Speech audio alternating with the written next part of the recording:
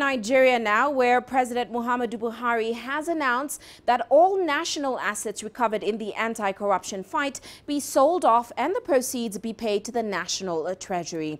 Now, this is the first time Buhari has publicly commented on asset seizures by the government-run anti-graft agency, Economic Financial Crimes Commission.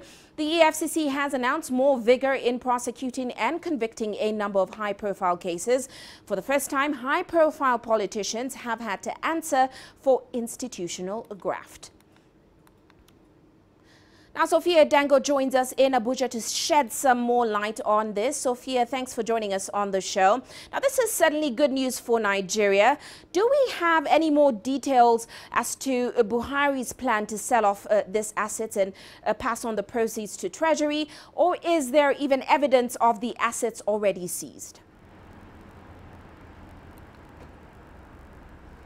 Well, Uche, President Buhari, of course, showing zero tolerance when it comes to investigations and seizure of a property that has been linked to government funds. It's not uncommon to go around Abuja City, where we are, or even Lagos, the commercial capital, and see commercial buildings tagged with EFCC investigation labels. Really, those properties will now be liquidated, and those funds taken and put inside the country's treasury. You know, 3 years ago when President Muhammadu Buhari became president, the one thing that he was astonished about and was open in speaking about was really the fact that the treasury had been looted and that there was very little that the country could depend on. The idea is to be able to draw some of this confiscated monies and assets back into the government, and therefore turned into you know, monies that can be used to expand infrastructure and many other